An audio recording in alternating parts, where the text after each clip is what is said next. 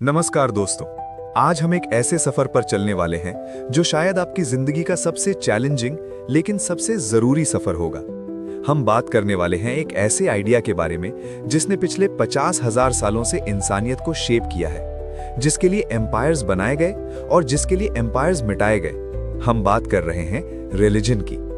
लेकिन रुकिए, इससे पहले कि आप कमेंट सेक्शन में जंग शुरू करें, मैं एक बात क्लियर कर दूं।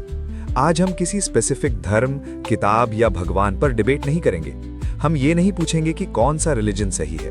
हम एक बड़ा सवाल पूछेंगे, रिलीजन एग्जिस्ट ही क्यों करता है? अगर हम धरती पर आए किसी एलियन को समझाने की कोशिश करें कि हम हवा में हाथ जोड़कर किससे बात कर रहे हैं, तो वो कंफ्यूज हो जाएगा। साइंस के पॉइंट ऑफ व्यू से देखें तो इंसान को खाना चाहिए, पानी चाहिए और शेल्टर चाहिए। लेकिन बिलीफ यानी विश्वास, ये सर्वाइवल के लिए जरूरी नहीं लगता, या शायद ये सबसे जरूरी है। आज हम बायोलॉजी, एवोल्यूशनरी साइकोलॉजी और एंथ्रोपोलॉजी का यूज करके रिलीजन को डिकोड करेंगे। हम समझेंगे कि कैसे रिलीजन कोई मैजिक ट्रिक नहीं, बल्कि हमारे दिमाग की वायरिंग का नतीजा है। हम उन 5 हिडन इंग्रेडिएंट्स को एक्सप्लोर करेंगे जिन्होंने मिलकर गॉड के कॉन्सेप्ट को जन्म दिया। शुरुआत करते हैं इंग्रेडिएंट नंबर 1 से, द सुपर ट्राइब, सामाजिक सुरक्षा। वापस चलते हैं 1 लाख साल पीछे। इमेजिन करिए आप एक पुराने जंगल में हैं। आप अकेले हैं। आपके पास ना शेर जैसी ताकत है, ना चीते जैसी रफ्तार। इस जंगल में अकेला इंसान का मतलब है मरा हुआ इंसान। इंसान की सबसे बड़ी ताकत उसका दिमाग नहीं था, उसकी ताकत थी ग्रुप। लेकिन यहां एक मैथमेटिकल प्रॉब्लम आती है। ब्रिटिश एंथ्रोपोलॉजिस्ट रॉबिन डनबार ने एक कॉन्सेप्ट दिया था, द डनबार नंबर। उन्होंने कहा था कि इंसानी दिमाग एक वक्त में सिर्फ 150 लोगों के साथ गहरा रिश्ता रख सकता है। अगर ग्रुप 150 से बड़ा हुआ तो ट्रस्ट टूटने लगता है, झगड़े शुरू हो जाते हैं और ग्रुप बिखर जाता है। तो सवाल यह है कि अगर हमारा दिमाग सिर्फ 150 लोगों को हैंडल कर सकता है, तो आज हम मिलियंस के देशों और सोसाइटीज में कैसे रह रहे हैं? हमें एक ऐसी चीज चाहिए थी जो 150 के उस लिमिट को तोड़ सके। हमें एक सुपर ग्लू चाहिए था, और वो ग्लू था शेयर्ड बिलीफ। जब 2 अजनबी मिलते हैं, वो एक दूसरे पर भरोसा नहीं करते, लेकिन अगर वो दोनों एक ही टोटम या सिंबल की पूजा करते हैं, तो अचानक वो अजनबी नहीं रहते, वो भाई बन जाते हैं। रिलीजन ने हमें ब्लड रिलेशन से आगे बढ़कर सोचना सिखाया। इसने हमें सिखाया कि हमारा परिवार सिर्फ वो नहीं जिनके साथ हम पैदा हुए, बल्कि वो भी हैं जो वही मानते हैं जो हम मानते हैं। बिना रिलीजन के आज भी हम 150 के छोटे ट्राइब्स में लड़ रहे होते। Pyramids, great wall of China या आज के शहर, ये सब इसीलिए बने क्योंकि लाखों लोग एक अनसीन आइडिया के लिए साथ मिलकर काम करने को तैयार हुए। अब हम बढ़ते हैं इंग्रेडिएंट नंबर 2 की तरफ। ये वो इंग्रेडिएंट है जिसने हमें एनिमल्स से अलग किया। इसका नाम है HADD, hyper active agency detection device. Sounds technical, चलिए इसे आसान बनाते हैं। हमारा दिमाग सच ढूंढने के लिए डिजाइन नहीं किया गया है। हमारा दिमाग जिंदा रहने, सर्वाइवल के लिए डिजाइन किया गया है, और जिंदा रहने के लिए थोड़ा सा पागलपन जरूरी है। इमेजिन करिए आप 50,000 साल पहले वापस उसी जंगल में हैं। आप घास में चल रहे हैं और अचानक आपको एक आवाज सुनाई देती है, खर खर। एक झाड़ी हिली है। अब आपके दिमाग के पास सिर्फ 2 ऑप्शंस हैं ये समझने के लिए कि वहां क्या है। ऑप्शन ए, आप सोचें कुछ नहीं यार, बस हवा होगी, रिलैक्स्ड। ऑप्शन बी, आप सोचें पक्का वहां कोई शेर छुपा है, पैरानॉइड। अब मैथमेटिक्स लगाते हैं। अगर आपने ऑप्शन ए हवा चुना और वहां सच में हवा निकली तो बढ़िया है, आपने एनर्जी बचा ली। लेकिन अगर वहां शेर निकला तो गेम ओवर, आपका डीएनए यहीं खत्म। दूसरी तरफ अगर आपने ऑप्शन बी चुना, शेर, और वहां सिर्फ हवा निकली तो क्या होगा? ज्यादा से ज्यादा आप थोड़ा डर जाएंगे, भाग जाएंगे, लोग हंसेंगे, लेकिन आप जिंदा रहेंगे। इवोल्यूशन एक बहुत सिंपल गेम है। जो डरता है वो जिंदा रहता है। हमारे पूर्वज वो नहीं थे जो रिलैक्स करते थे।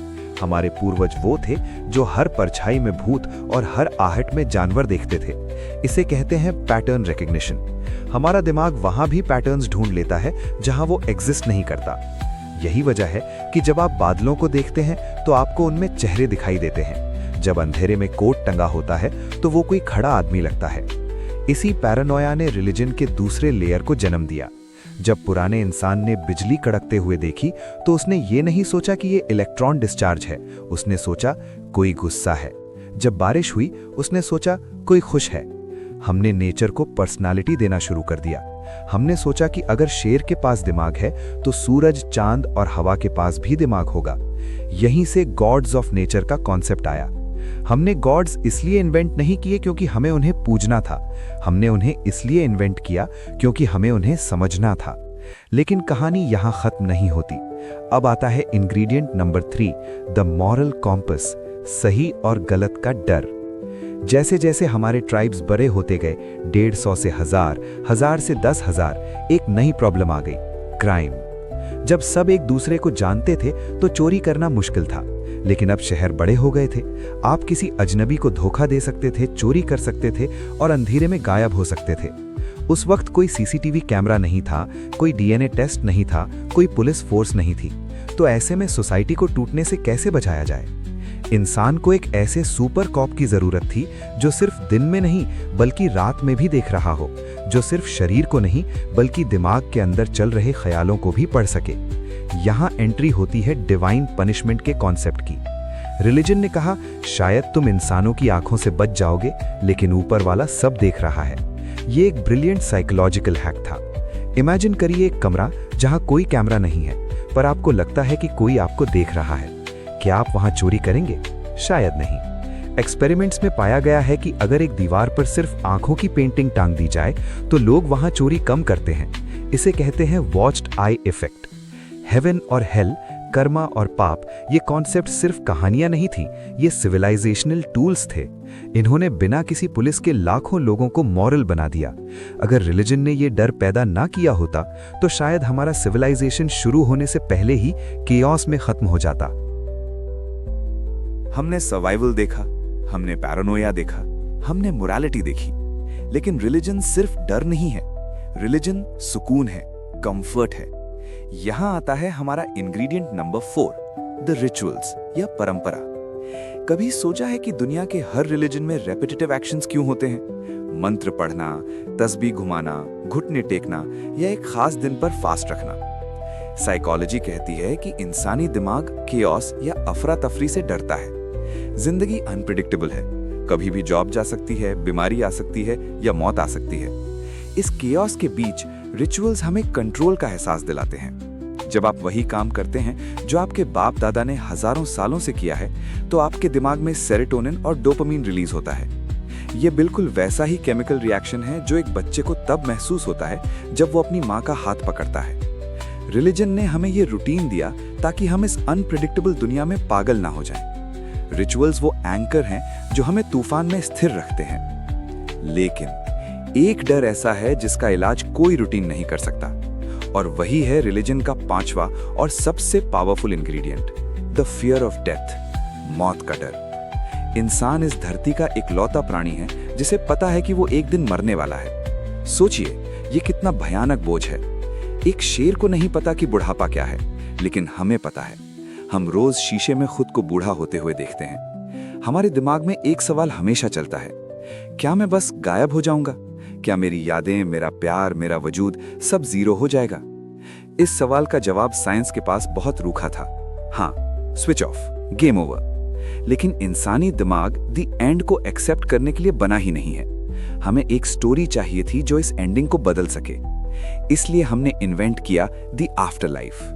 स्वर्ग, नरक, पुनर्जन्म या रीइंकार्नेशन, मोक्ष, ये कॉन्सेप्ट्स झूठ नहीं थे, ये होप थे। ये वो साइकोलॉजिकल पेन किलर्स थे जिन्होंने इंसान को मौत की आंखों में आंखें डालकर जीना सिखाया। तुम मरोगे नहीं, तुम्हारा रूप बदलेगा। इस एक वादे ने इंसान को इतनी हिम्मत दी कि वो मौत से डरना बंद हो गया। अगर आफ्टर लाइफ का कॉन्सेप्ट ना होता तो शायद इंसान डिप्रेशन में ही खत्म हो जाता। पिरामिड्स, ताजमहल और बड़े बड़े मकबरे इस बात का सबूत हैं कि इंसान ने कभी मौत को एंड नहीं माना है। अब आते हैं साइंस के उस हिस्से पर जो शायद आपने पहले नहीं सुना होगा। इसे कहते हैं न्यूरोथियोलॉजी। क्या गॉड हमारे दिमाग के बाहर है या अंदर? साइंटिस्ट्स ने MRI स्कैन्स में पाया है कि हमारे दिमाग में एक खास हिस्सा होता है, द टेम्पोरल लोब। जब मंक्स मेडिटेशन करते हैं या नन्स गहरी प्रेयर करती हैं तो दिमाग का ये हिस्सा लाइट अप हो जाता है। कुछ साइंटिस्ट्स इसे द गॉड स्पॉट कहते हैं।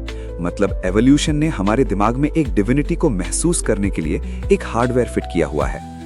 जब आप पहाड़ों पर होते हैं या तारों से भरा आसमान देखते हैं और आपको वो ऑ फील होता है, ये फीलिंग कि मैं किसी बड़ी चीज का हिस्सा हूं, वो गॉड स्पॉट एक्टिवेट होता है। रिलीजन बस उस फीलिंग को एक नाम देता है। तो कंक्लूजन क्या है?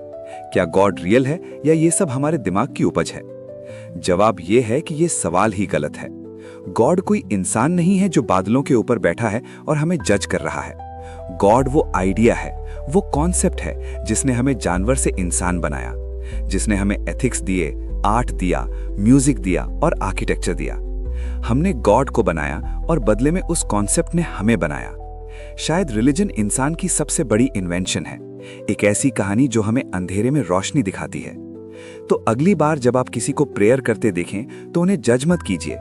समझिए कि वो अपने दिमाग के उस एंशिएंट हिस्से को सुकून दे रहे हैं जो हजारों सालों से सर्वाइवल की जंग लड़ रहा है। बिलीफ, चाहे वो साइंस पर हो या भगवान पर, इंसान की सबसे बड़ी ताकत है।